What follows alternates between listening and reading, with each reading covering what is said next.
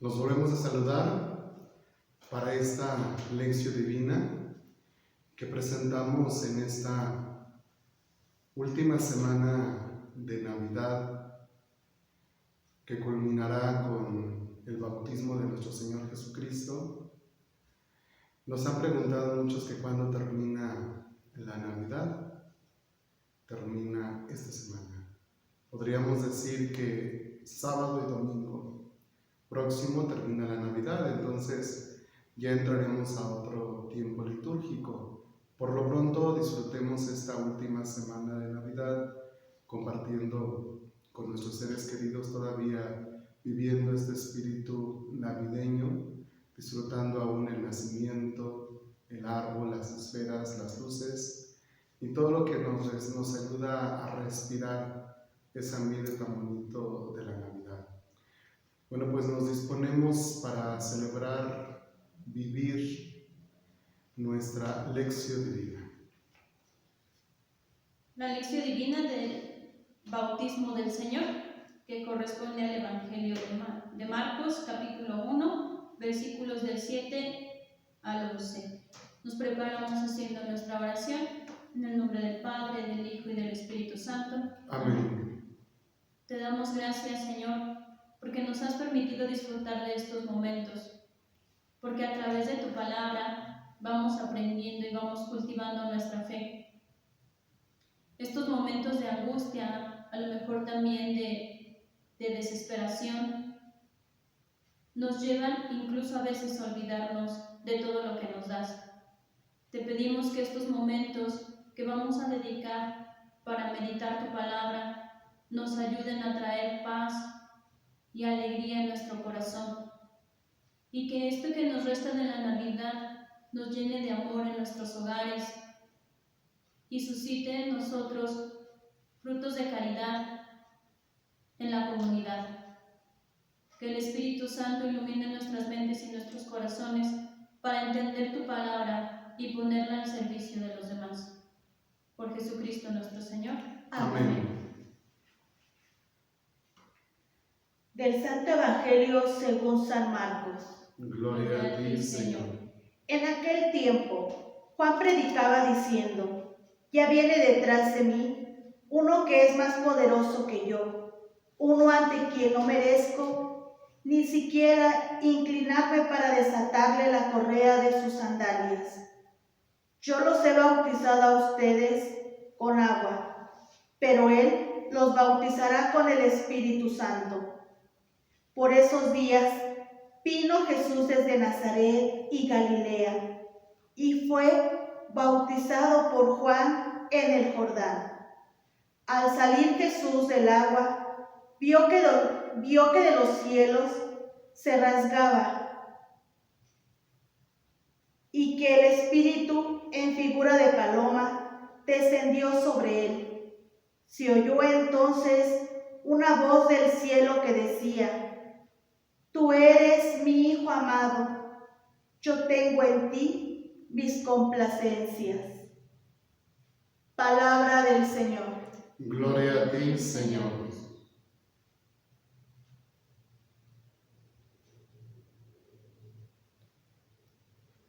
Decimos en voz alta ahora la frase, versículo, palabra que más nos llamó la atención, y como hemos dicho, en esa frase, en esa palabra, nos vamos a quedar. Tú eres mi Hijo, el amado, mi elegido. Ni siquiera merezco agacharme para desatarle la correa de sus sandalias. Se oyó entonces una voz del cielo que decía: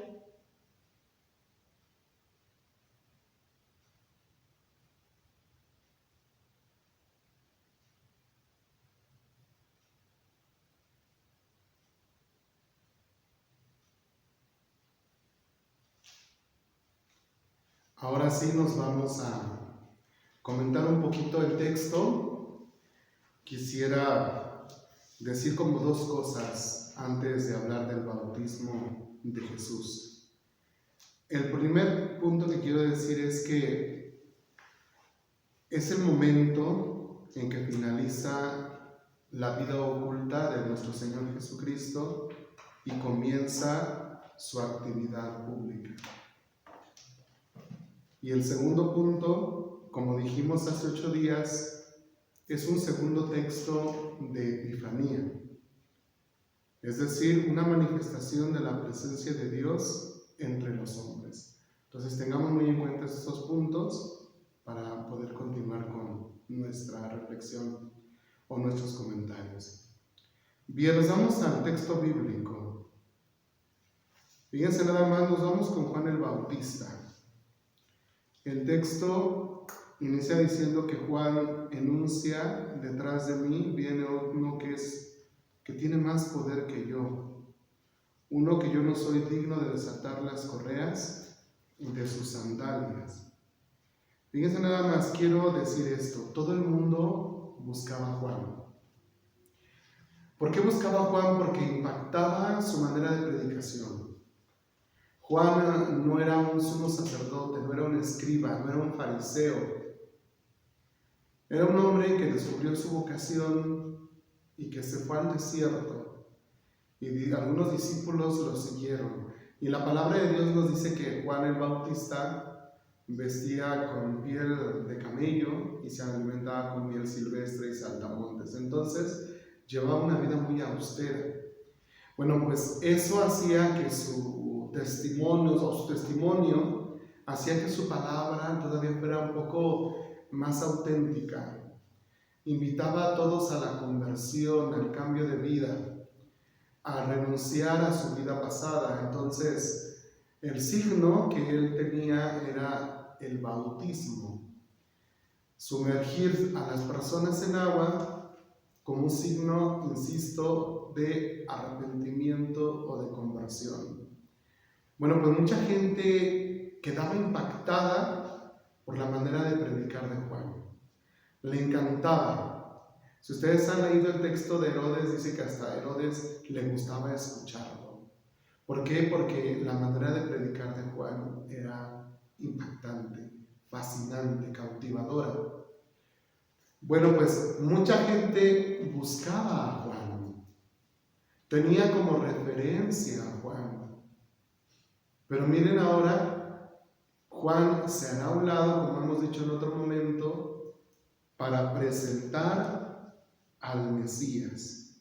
Todos buscan a Juan, pero Juan apunta al que ha de venir. Detrás de mí viene otro, más fuerte, más poderoso, a quien yo no soy digno de desatarle las correas de las sandalias. Fíjense nada más. Esta acción de desatar la correa de las sandalias era propia de los esclavos. Y curiosamente de los esclavos eran personas no judías, los paganos. Entonces, cuando Juan dice esto, no soy digno de desatar las correas de las sandalias, fíjense nada más lo interesante. Él marca la distancia social entre Jesús y Juan. Es decir, Jesús se presenta como el Señor y Juan como el esclavo. ¿Sí recuerdan que en otro día de la lección les había dicho que el Señor se dice Kyrios en griego? Kyrios es la máxima autoridad, el Rey de Reyes, y la palabra del Kyrios tenía la última palabra, o sea, nadie podía rebatirla. Por eso el César era el Kyrios. Y el César podía decir lo que quisiera y nadie podía contradecirlo. Bueno, pues aquí Juan reconoce a Jesús como el Kyrios. Él es el Señor y Él es el esclavo. No soy digno de desatar la correa de las sandalias. Bien, siguiendo con el texto, fíjense nada más. Dice Juan, yo los he bautizado con agua, pero Él los bautizará con el Espíritu Santo. Habla del bautismo en el Espíritu Santo. Él los bautizará con el Espíritu Santo. Bien, antes de hablar de esto, quisiera adelantarme un poquito, porque en el versículo 9 dice esto: en aquellos días. Miren, esa expresión es una frase escatológica, en aquellos tiempos, que alude al fin del tiempo en los libros proféticos del Antiguo Testamento. Vamos a ver algunos textos que nos van a ayudar. Jeremías 31-33, por favor, lo escuchamos, y después Joel 3:1. Esta será la alianza que haré con Israel en aquel tiempo. Pondré mi ley en su corazón y la escribiré en su mente. Yo seré su Dios y ellos serán mi pueblo. Yo, el Señor, lo afirmo. Esto es lo que ha de suceder después. Yo derramaré mi espíritu sobre cualquier mortal. Tus hijos y tus hijas profetizarán, los ancianos tendrán sueño y los jóvenes verán visiones. Zacarías 8:23.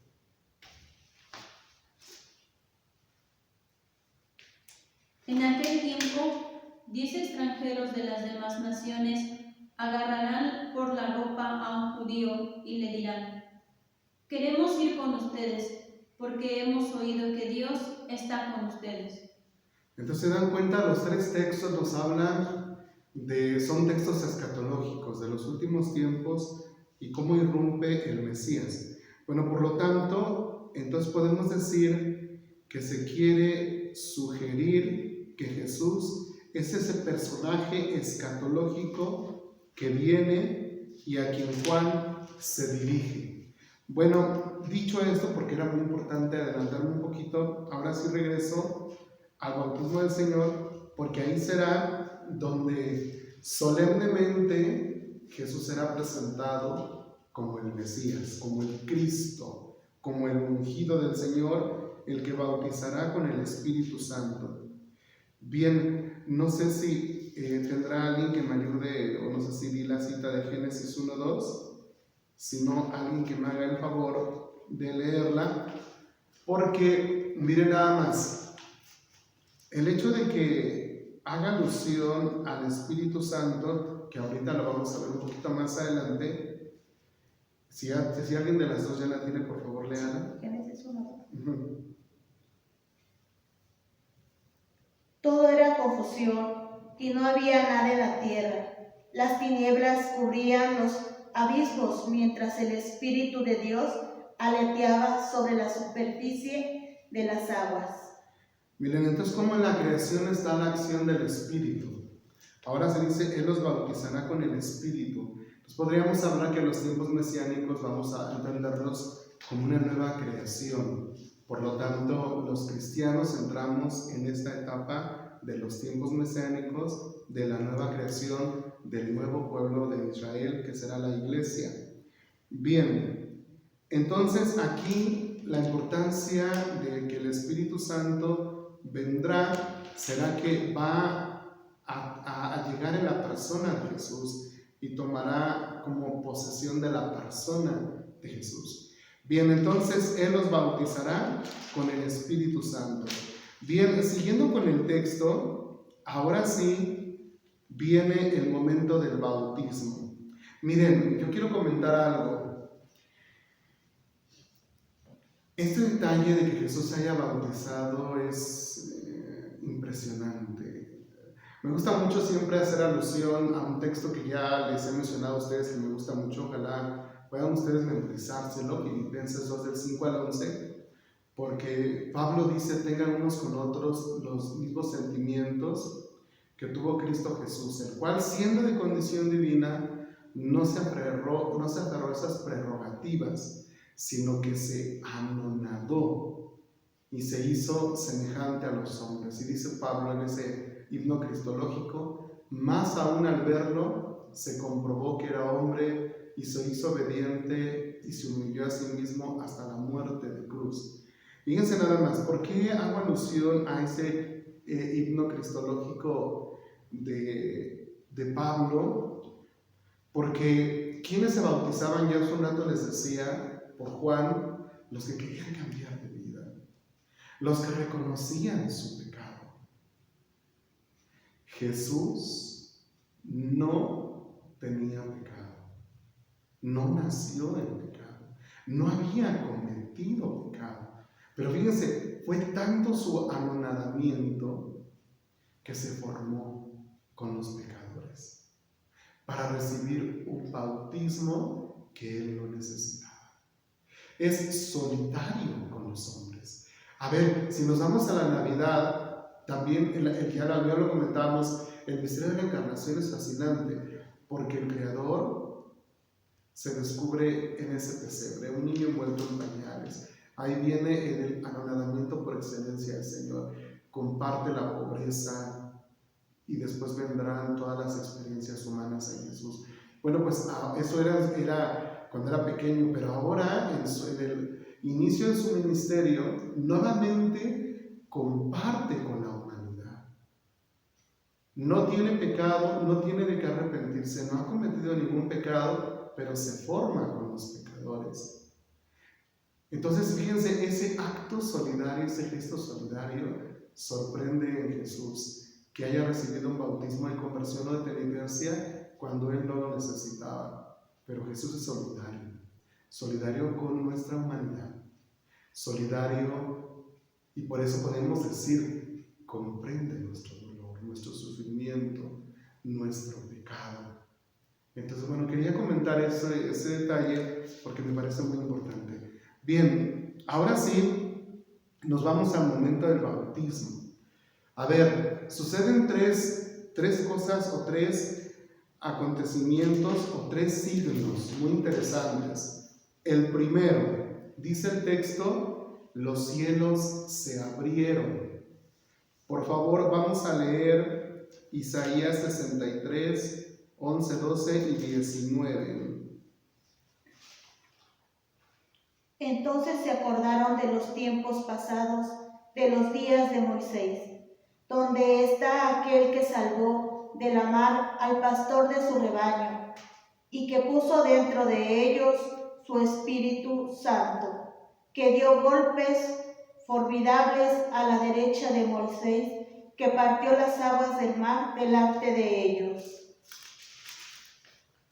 El Espíritu del Señor estará continuamente sobre él y le dará sabiduría, inteligencia, prudencia, fuerza, conocimiento y temor al Señor. Bien, fíjense, entonces, ese texto habla de ese gran acontecimiento. Miren, los cielos, o el cielo se consideraba como la morada de Dios. Podemos decir así, los judíos entendían, o el pueblo de Israel, que el cielo era una separación entre Dios y los hombres. Ni Dios podía venir, ni nosotros ir. Entonces era una separación del cielo. Bueno, pues con el bautismo de Jesús, dice el texto, se desgarran los cielos, se rompen los cielos. Eso significa que entonces ya no hay división entre Dios y los hombres. Dios viene a morar con nosotros. Y creo que el prólogo de Juan nos ayuda a entender esto. Y el Verbo se hizo carne y habitó entre nosotros. O el Logos, o la palabra se hizo carne y habitó entre nosotros en el prólogo de Juan, el capítulo 1. Ojalá puedan leerlo. Y es muy importante entonces entender el por qué Juan dirá, o el relato del bautismo, que el cielo se abre para significar esto. Dios viene a nosotros y nosotros podemos ir a Dios. A ver, hay otro texto o otro relato muy bonito que tiene que ver con el santuario, el templo. Recordemos que estaba la puerta, los atrios, la piscina, el lugar santo y el lugar santísimo. Al lugar santísimo solamente entraban el sumo sacerdote una vez al año. No sé si han leído que cuando Jesús muere, dice, se desgarró el velo del templo. Así como se desgarran los cielos para que Dios venga a nosotros y nosotros a Dios, también con la muerte de Jesús, fíjense, se desgarrará el velo del templo. ¿Qué quiere decir esto? que todos podemos entrar al lugar santísimo.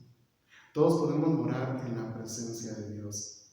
Y nos hace pensar un poquito en la acción de los magos. ¿Recuerdan ustedes el Evangelio de hace 8 días que reflexionamos? Las 7 acciones que realizaron los magos. Entraron, vieron, se postraron, adoraron, abrieron los cofres, ofrecieron los regalos y regresaron por otro camino. Entonces, todo esto es posible, fíjense, el bautismo de Jesús, todo lo que nos regala. Bien, siguiendo con el texto, el siguiente detalle dice, desciende el Espíritu Santo. Vamos a ver 2 textos del Antiguo Testamento que nos hablan de la importancia del Espíritu Santo. Isaías 11:2, por favor, e Isaías 61:1-2. El Espíritu del Señor, Yahvé, está sobre mí. Si Yahvé me ha ungido, me ha enviado con un buen mensaje para los humildes, para sanar los corazones heridos, para anunciar a los desterrados su liberación y a los presos su vuelta a la luz. El Espíritu del Señor estará continuamente sobre él y le dará sabiduría, inteligencia, prudencia, fuerza, conocimiento y temor del Señor. Entonces esos 2 textos nos hablan cómo el Espíritu del Señor iba a estar en el Mesías. De hecho, la palabra Cristo significa ungido del Señor. Nosotros somos cristianos desde nuestro bautismo. Somos ungidos también por el Señor. Bien, entonces este Mesías tenía que recibir el don del Espíritu, la presencia del Espíritu. Bien, siguiendo, ¿qué más podemos decir? Recalcamos que en el Jordán se manifiesta que Dios nuevamente desciende para un pueblo necesitado de redención. Por favor, vemos Éxodo 3:8.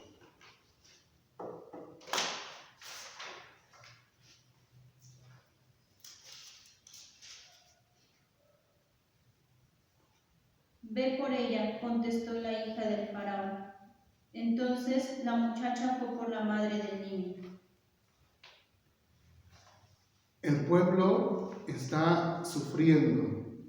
El pueblo está sufriendo y entonces Dios pone atención a ese pueblo que necesita redención. Bien, ¿para qué? Para proveer su espíritu al que los guiará a la salvación, que los va a guiar a la salvación. Bien, otro detalle interesante, fíjense nada más. Vamos a hablar de Moisés. Éxodo 2:10.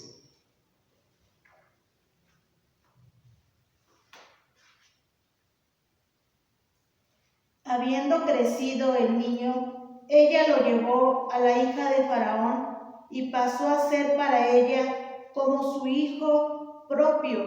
Ella lo llamó Moisés, pues dijo, lo he sacado de las aguas. Bien, entonces aquí, fíjense, en el bautismo de Jesús también es presentado como el nuevo Moisés, porque también Jesús surge de las aguas. Ya no será del Nilo, ahora será en el Jordán. Moisés será un profeta, un siervo de Dios, pero Jesús es el Hijo de Dios. Bien, ahora seguimos con algún comentario más. Bien, el Espíritu Santo es el que capacitará a Jesús en su misión profética y liberadora. Es el que lo unge como iniciador del gran cambio o del gran camino mesiánico. Leemos por favor Mateo 12:28.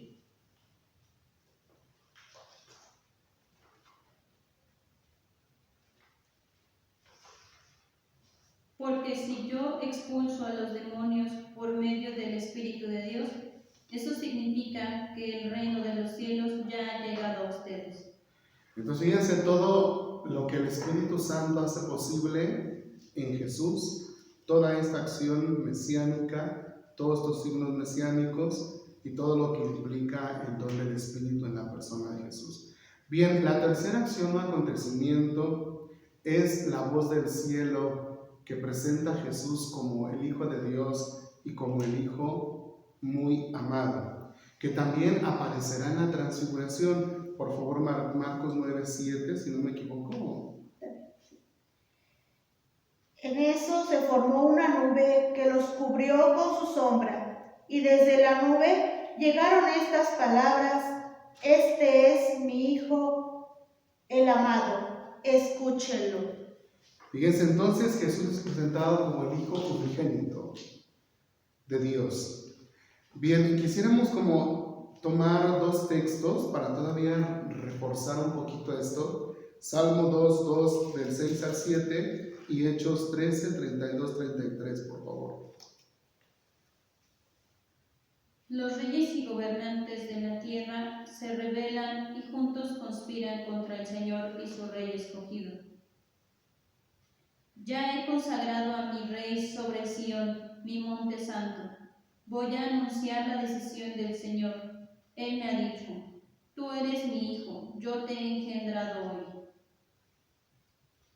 Nosotros mismos les traemos ahora la promesa que Dios hizo a nuestros padres y que cumplió para nosotros, sus hijos, al resucitar a Jesús, como está escrito en el Salmo: Tú eres mi hijo y yo te he engendrado hoy.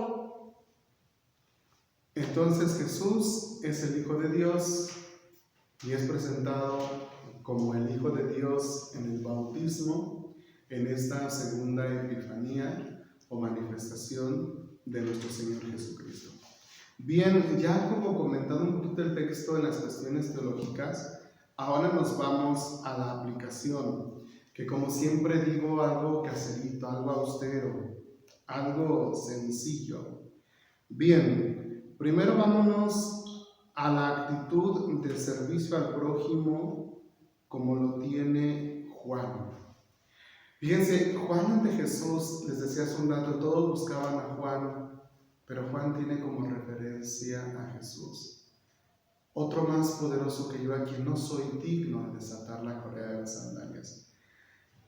Imagínense, papás, que ustedes no se sintieran como los más importantes, los que siempre tienen la razón, los que siempre tienen la última palabra, sino mirar a los hijos y teniendo esa actitud de decir: no somos dignos de desatarle las correas de las sandalias.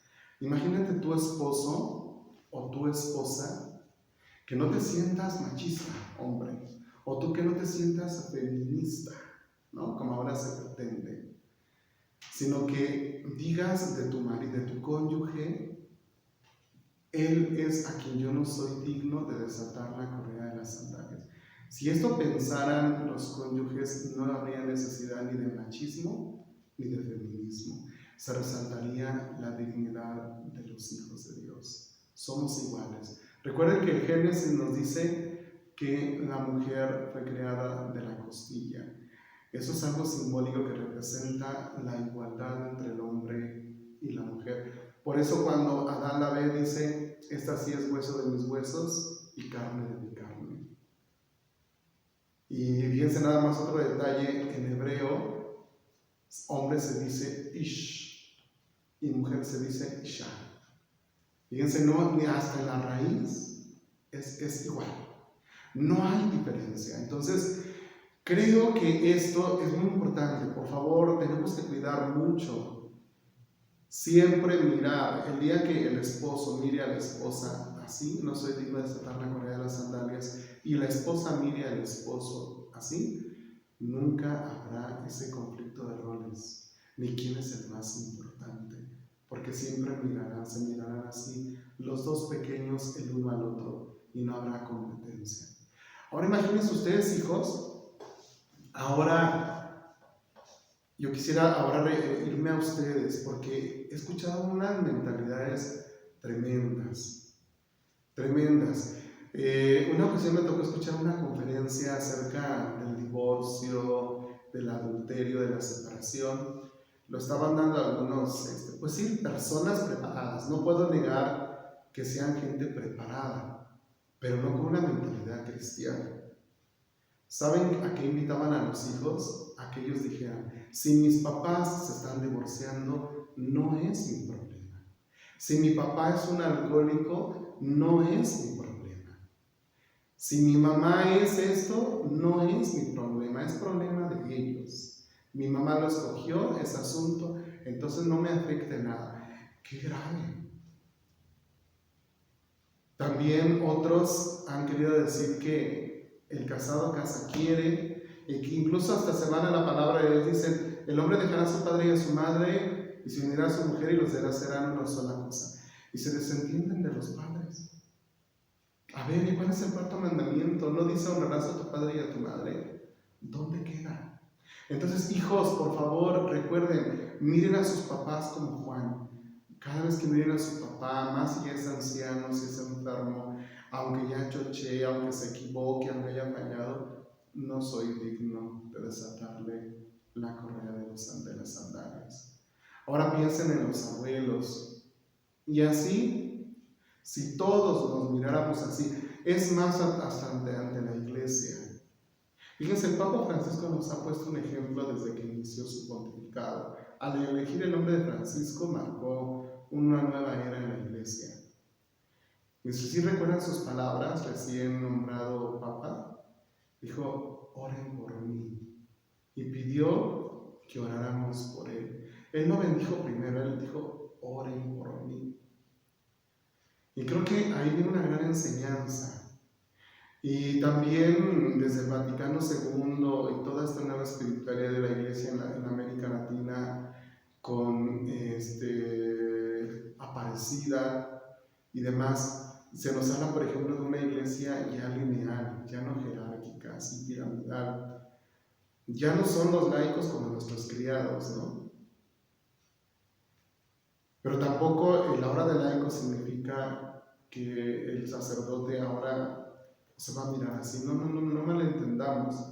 Es igualdad. Recuerdo mucho a nuestro anterior obispo, don Carlos Aguiar, ahora cardenal y arzobispo primado de la Ciudad de México, de la Arquidiócesis de México, perdón. Fíjense, él siempre nos decía que tenemos que trabajar hombro con hombro, religiosas, laicos y sacerdotes. Y él nos decía, hombro con hombro es estar al mismo nivel.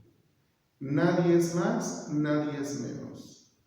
Todos tenemos la misma responsabilidad. Probablemente el sacerdote como pastor, pero eso no lo hace distinto. Sí en la gracia sacramental, pero no ante la mirada de Dios. Por eso a veces cuando algunas personas dicen, Padre, usted que está más cerca de Dios, no, mijitos, todos estamos igual. Si no, pregúnteme a los santos que han visitado el infierno y el purgatorio y han encontrado a sacerdotes, obispos, religiosas. Todos podemos caer algún día en ese lugar. Esa es la muestra más clara de que todos estamos al mismo nivel. Entonces, a ver, también los clérigos, no podemos, el día que los clérigos digamos ante los laicos, ante las religiosas, no soy digno de desatar la correa de las sandalias, la iglesia va a cambiar. El día que los laicos también entiendan eso, no va a haber rebeldías, desobediencias, ni nada de eso. Entonces necesitamos entrar en ese nivel de mirarnos así. La espiritualidad de Juan es muy grande y muy rica y la podemos aplicar en todos los niveles. Imagínense los ricos con los pobres, los jefes con los empleados, que se miraran así. No soy digno de desatar la correa de las sandalias. Tendríamos un mundo distinto. No un mundo de poder, no un mundo de ambición, no un mundo de lucha. Así es que por ahí una reflexión para todos los grupos de choque, para todos los grupos que pretenden presentar algo contrario. Y en el fondo hay como una intención de autoritarismo, de prepotencia, de soberbia, de altanería. No. Nosotros los cristianos estamos llamados a vivir la espiritualidad de Juan el Bautista. Bien, siguiente punto que quiero reflexionar.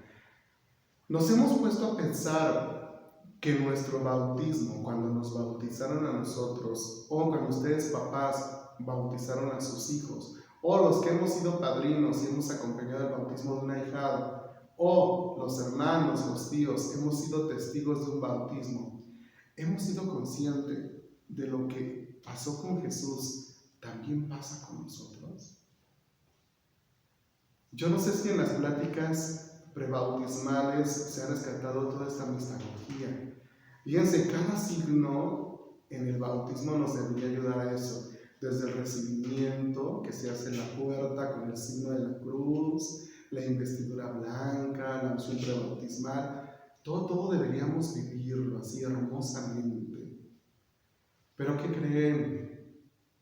¿Qué nos importa más del bautismo? La fiesta. Los padrinos que tengan dinero, que den buen bolo, que haya barbacoa. Mucha gente se preocupa más por eso. Estamos en el rito del bautismo y los papás a veces no llegan a tiempo porque primero están pensando en la fiesta. O se preocupa más el ropón, que si lo compraron no sé dónde. Cuidado, eso no es lo importante. No es lo importante. Lo importante es que tu hijo, tú, yo y el bautizado, en ese momento, díganlo bien, el cielo se está abriendo. ¿Por qué? Porque nos hacemos santuario, nos hacemos vamos a decirlo así, un sagrario de la Santísima Trinidad. Dios viene a morar en nosotros.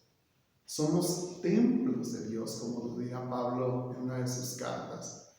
Entonces, ojo con eso. El Espíritu Santo viene también y se posa sobre nosotros.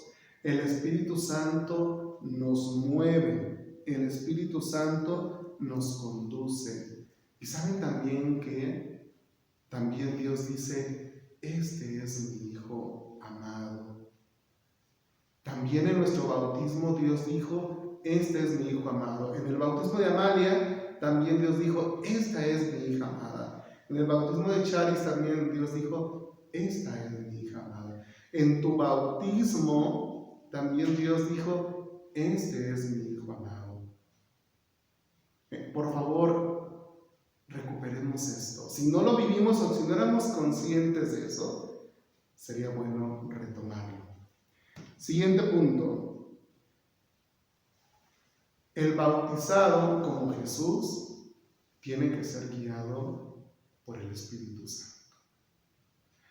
A ver, si ustedes han leído la Sagrada Escritura, van a ver que después del bautismo, dice el texto, el Espíritu Santo condujo a Jesús al desierto. El Espíritu Santo nos lleva por caminos que a veces no nos gustan. Cuando ella se casó, no sé qué pensaba en el matrimonio. Charis, cuando ya le soñaba con casarse, ni se imagina lo que viene con el matrimonio. Los seminaristas ya quieren ser sacerdotes y no se imaginan lo que implica el sacerdocio. Híjole, creo que ella en el matrimonio y yo en el sacerdocio podríamos decir, Dios santo, todo lo que hemos vivido, ella en su matrimonio o en su familia y yo en el sacerdocio. No ha sido un lecho de rosa, pero eso no quita que su experiencia de familia y mi experiencia de sacerdocio ha sido hermosa. Así como algún día será la experiencia de Charis en su matrimonio. A ver, pensemos, ella ya tuvo hijos. Dicen que las contracciones, señoras, dicen que son dolorosas. Pero que cuando ya ven al niño se les olvida. Ver al niño en brazos, bueno, pues algo semejante es la vida cristiana. No nos importa, por ahí dice perdonen que no recuerdo el nombre, pero su nombre de laica es Edith Stein. No sé a dónde me llevas, pero yo sé que tú me guías. ¿Saben a dónde la llevó el Señor Edith Stein? A un campo de concentración. Ahí terminó dándole gloria a Dios. Y dicen los testimonios, no había una monja más feliz o una mujer más feliz que aquella religiosa judía. Una religiosa que no sabía dónde Dios la llevaba, pero sabía que la guiaba. Y así pensemos en los mártires. A ver, en ese mártir, San José Sánchez del Río, ese niño que a todos nos fascina, mexicano. Mamá, déjame ir con los cristeros, nunca ha sido tan fácil llegar al cielo, así le dijo a su mamá. Y cuando ya le iban a dar el balazo, ¿cuáles son tus últimas palabras que quieres mandar a decir? díganle a mi mamá que nos vemos en el cielo. Fíjense nada más. Entonces, creo que nosotros, para llegar a esos niveles, tenemos que ser guiados por el Espíritu Santo. No nos dejemos guiar por el mundo. Hoy el demonio se disfraza de muchas cosas.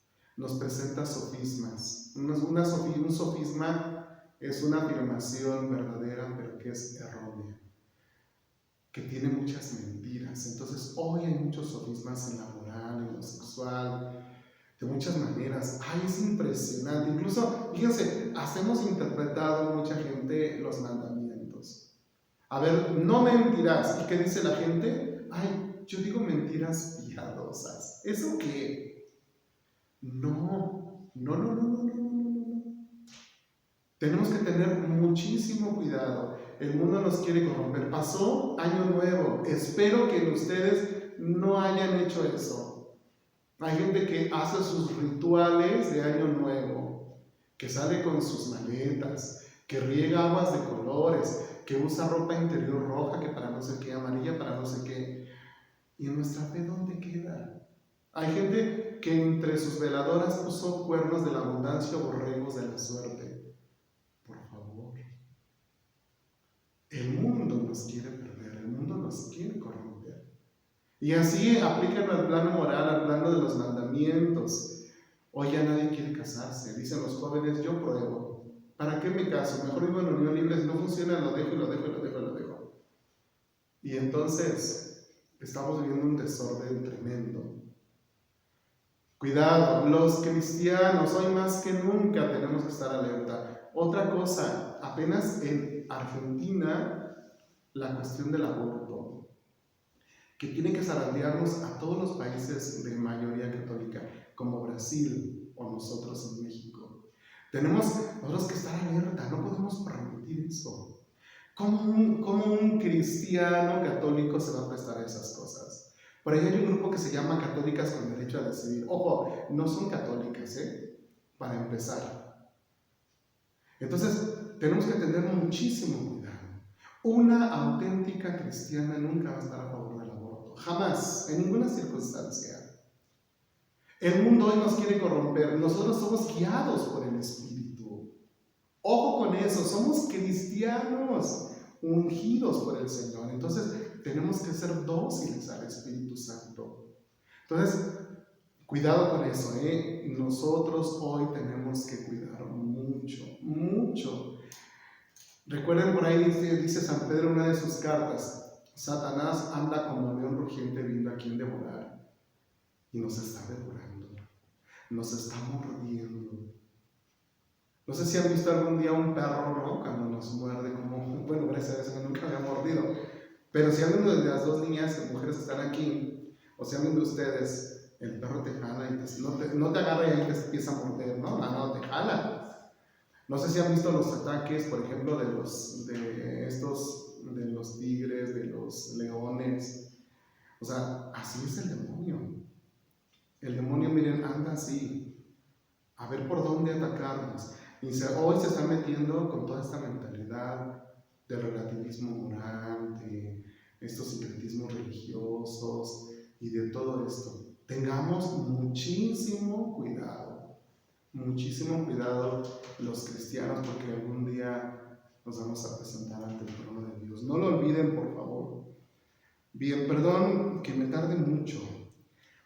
Quiero comentar más cosas. A ver, cuando la voz del cielo dice, este es mi hijo, escúchenlo. Y si hace rato les dije que también en nuestro bautismo, también el Señor dijo, este es mi hijo amado, y también dice, escúchenlo. A ver, papás, escuchen a sus hijos. Cuando un niño te dice, papá, ya no tomes, papás, ya no se peleen, papás, no se separen, papá, no seas así, mamá, no seas así. Escúchenlos, porque Dios está hablando a través de sus hijos. Pero también pensemos en los adolescentes, en los jóvenes. Miren, el suicidio está creciendo impresionantemente entre los jóvenes. Jóvenes, solteros y jóvenes ya en unión libre o casados. Aquí la autoridad municipal nos dijo esto, que aquí en Chicoloapan estaba creciendo mucho el índice de suicidios. ¿Por qué hay tanto suicidio? Porque hay mucha soledad. Escuchen a sus hijos, abrácenlos. ¿Qué te pasa? ¿Qué tienes? ¿En qué te puedo ayudar? Ya, deja de estar ahí con tu celular. No sé si han visto los videos que a muchas personas se les han quitado a sus hijos porque las señoras primero están con su celular. Ha habido accidentes porque están con su celular. Hay memes, ¿no? Ahí, por ejemplo, del 10 de mayo, que está la abuelita y todos sus hijos, no sé si la han visto en la mesa con sus celulares. Ya se ha perdido la atención. Escuchen a sus hijos. Hijos, escuchen a sus papás. Sus papás se cansan. Sus papás también sufren. Sus papás también se enferman. Sus papás también tienen problemas. No la vida de ya ustedes algún día se casarán y sabrán lo que implica pagar luz, alimento, predial y todas esas cosas. Así es que escuchen a sus papás. Maridos, escuchen a sus esposas. Esposas, escuchen a sus esposos. El índice de divorcio, adulterio y abandono legal está creciendo mucho. ¿Y todo por qué? Por no escuchar a la esposa. De palabra o con lo no verbal. Hay esposas que dicen, es que yo me cambié el tinte y el esposo nunca se dio cuenta, pero el vecino sí. El esposo nunca le dijo qué guapa te ves, pero el vecino sí. O el compadre, el amigo, el cuñado, el concuño. Y cuando ya se dan cuenta ya es demasiado tarde, ya perdieron al cónyuge, o a la esposa o al esposo, por no escuchar lo verbal y lo no verbal.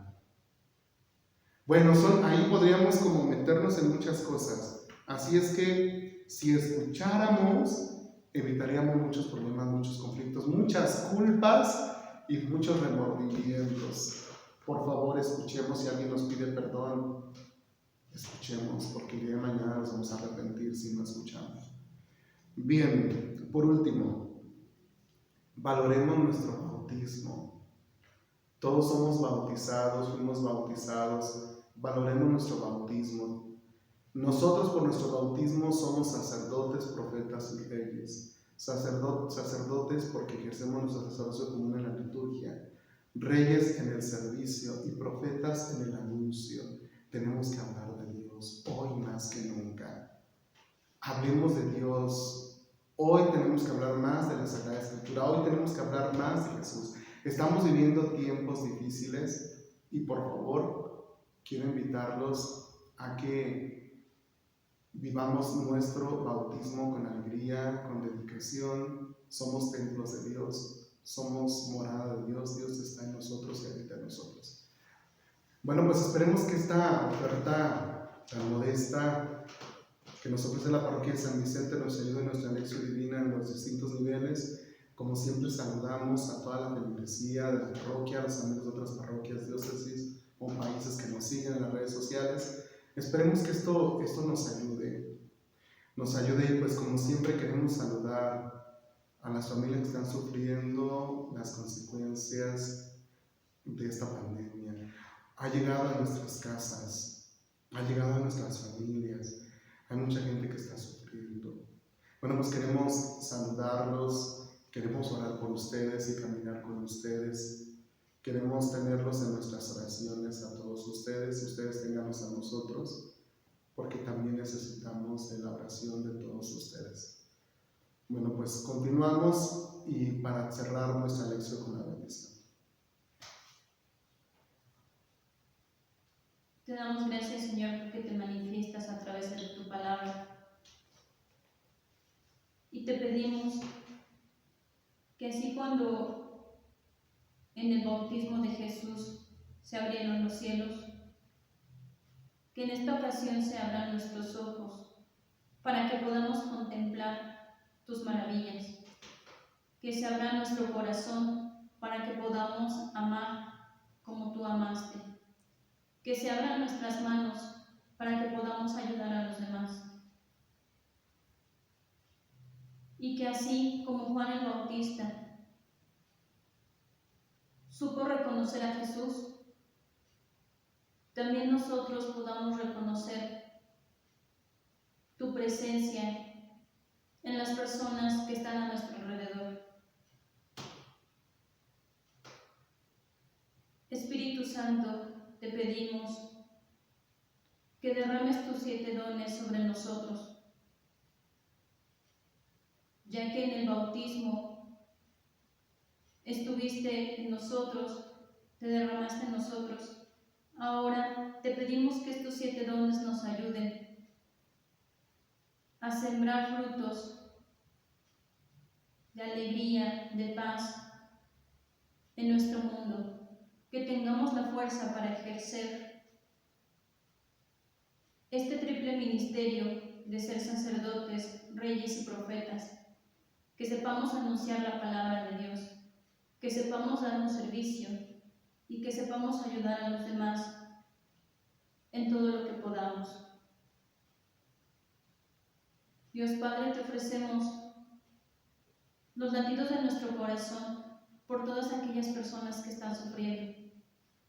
Y a ti, Virgen María, te pedimos que intercedas por nosotros para que podamos poner en práctica esto que acabamos de escuchar. Dulce Madre, no te alejes, tu vista de mí no apartes, ven conmigo a todas partes y nunca solo nos dejes, ya que nos proteges tanto como verdadera Madre, haz que nos bendiga el Padre, el Hijo y el Espíritu Santo. Amén. Bien, una disculpa, nos faltaron las preguntas. Por favor, eran antes de la oración, pero sí me gustaría que las pudieran reflexionar. Por favor, realícenlas.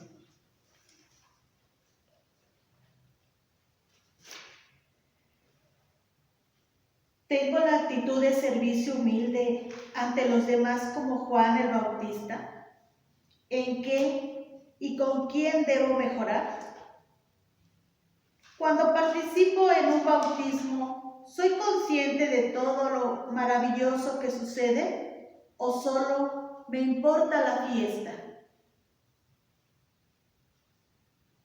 ¿Me descubro como hijo amado de Dios? ¿Por qué sí o por qué no? Como bautizado, vivo la triple pendiente de mi bautismo. Bueno, pues nos despedimos, que el Señor esté con ustedes. Y con su espíritu. Y la bendición de Dios Todopoderoso, Padre, Hijo y Espíritu Santo, descienda sobre ustedes y permanezca para siempre. Y que Dios los haga muy felices.